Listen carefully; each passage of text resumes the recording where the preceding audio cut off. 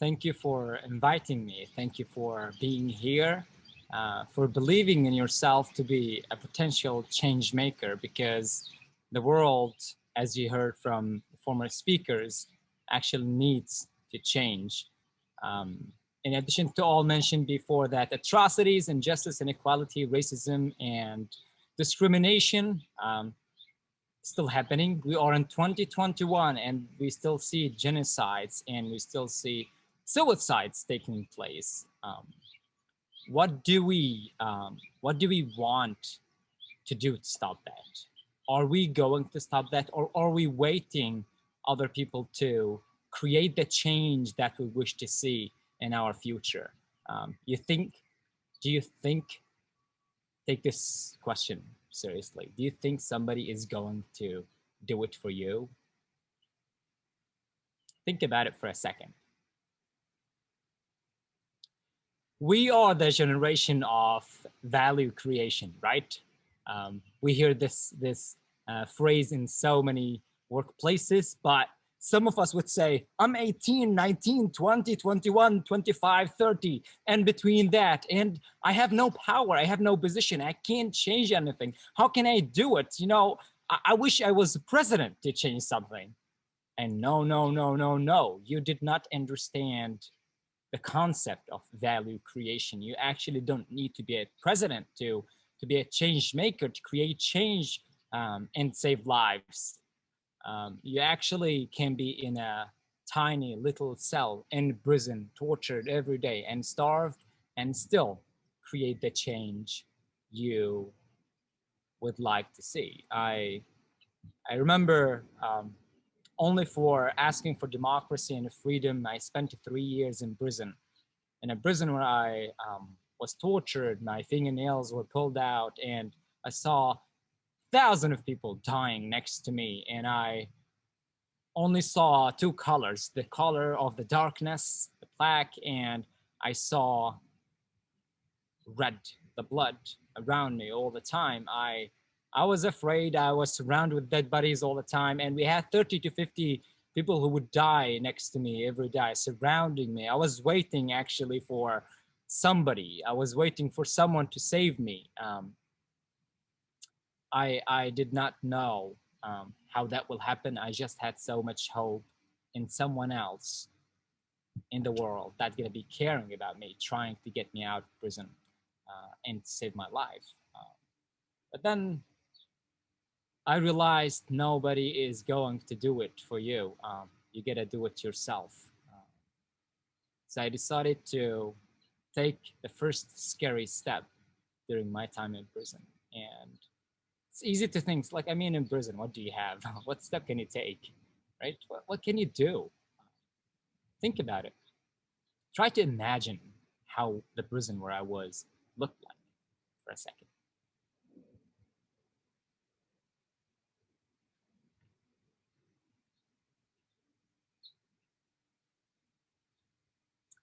So that place you imagine in your head, I realized that waiting for anyone to save me won't keep me alive for any more time. And that person that will be the savior for me would be myself. So I decided to stand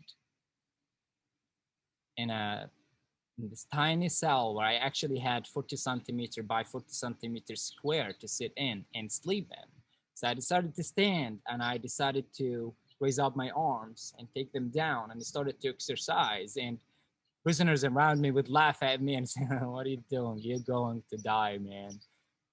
Because you're not eating enough food to start exercising. And the only thing that will, pop up in my head would be, I will die trying to survive while you will die waiting death. And there is a huge difference between us. So never wait. Never wait to be saved. Never wait for somebody else to take the first step. If you don't do it yourself, nobody is going to do it. And if you do it, what happened to me in prison would happen to you, where I was standing there and exercising. Everybody laughed at me. But guess what? In 2 months, the entire cell was standing up with me. Everybody's exercising. They started to call me the personal trainer. It wasn't about physical training. It wasn't about that at all. It was more about the mentality you needed to have in prison to survive. So I was standing there doing this exercise, and I was gaining this smile on my face, and people would be inspired. Well, he did not die, and he is enjoying his time at the same time. So let's try it. So when people saw results, they saw the results reflecting on my face, they decided to give it a try. There's a beautiful story I want to share it with you from my cousin who was detained with me. His name was Bashir. Bashir means the person who brings you the good news. Bashir used to sit in his corner with his really big wound in his back, with the maggots eating his flesh, and would be sitting in the corner and smiling. And I was frustrated to see him smiling because I found no reason to smile. I didn't understand why. Why are you doing that? I mean, everybody's suffering and it's dark, it's painful. If you think about your family, you get depressed. If you think about torture, you get depressed. If you think about whatever around you, you get depressed, you can't do it. And he would sit there smiling and say, Omar, look around you. It's so depressing as you mentioned. But if I don't take the first step to give people some hope, nobody else would do it. So I would smile. So people would find me the only source of hope in the room, and they would look at me. And guess what? I'm going to die. I can't survive the wounds I have in my body, but when I die, people will remember me for the actions I did, which was only a smile. So when you think about value creation or changing the world, don't think about stopping the war in Syria or stopping the hunger in Yemen. You better think about the smallest beautiful action you can do. Don't think about things that make you give up about helping. It's like, oh, I wish I had this political power to leverage this or this. That will make you feel hopeless. So you can't start there. Or you have to start is where you actually, as one of the slides showed in Social Shifter, I believe the name was, saying, find your passion and take actions. So you got to do it this way. I tried to find my passion, and I found public speaking. I loved it. So I decided to go out and speak about what I went through. And I sucked in the beginning. I was so bad public speaker. I didn't enjoy it because I felt like I want to do it because it was important. But then I found a way to do it and enjoy it, love it. I found even a way to tell my horrible story in a hopeful way, where I actually can enjoy it while I'm even telling you about atrocities, torture, starvation, all of that. I found a way around that. That's what we need.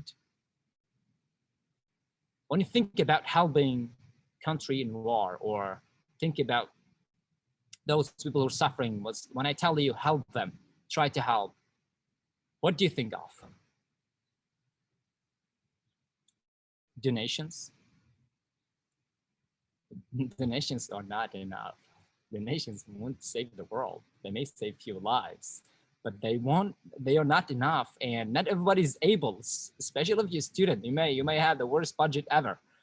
So you might not be able to donate. So we don't want to limit people. So when people ask me, how can I help? I tell them, what is that you love doing the most? And they would say, Omar, I love writing. Well, write an article. I can help you pitch this article to a newspaper. Omar, I like social media. Awesome, let's create video. Omar, I love this, and let's do campaign related to this. So use what you love the most to help those who are suffering the most in the world. I was once in Switzerland in a leadership training, and guess what? It was about young leadership and young change makers. And even guess what? The speakers were 60 years old plus. A minister from Poland, and a Norwegian writer. The Norwegian writer was 91 years old, and the Polish guy was 60 plus. And they were talking about young leadership and how frustrating is that. How can you talk about young leadership and you have no young person on the stage? So I decided to raise my hand. There was no Q&A session, but I raised my hand for a long time. And I keep it up for 5 minutes, 10 minutes, and They're looking at me, they avoiding me as much as they could, but I keep it up until the minister said, "You're a young man. You've been raising your hand for forever. What do you want?" And I said, "How can you talk about young leadership and you sitting on your chair since 30 years ago? You don't move. You don't let us sit there. You don't let us have the mic." And I was like, the moment froze for a minute. Then he stood up and he came to me, to my chair, and he said, "Would you please stand up?" So I did. And he gave me the mic and say, "Go, the stage is yours." So I decided to go there to the stage. I had no speech ready, but I'm spontaneous. I don't prepare for speeches, so I will make it. I go there and I hold the hands of the chair will sit. And I said, "No, I should not sit. I should be standing. I should be taking actions, not sitting there and talking like them, the older generation that actually messed up the world for us, right? We should be taking actions, not sitting on these chairs and enjoying them forever, right?" So it's not enough to be in a strong position, because we've seen a lot of young people. If you remember Garrette, the Swedish climate activist, the young girl, she got no position. She started on the street, right? She was not a president or in a parliament or anything. She started on the street in front of the parliament with a paper, like a normal paper have, school strike for the climate. That's how she started, and she reached the world. So there is no proof or evidence that tells you need to be in a policymaker to change the policy all the time. It's useful to be in that position, but it's not necessary. If you don't believe in yourself, nobody can believe in you. And if you don't believe in yourself, you won't be able to take the first scary step.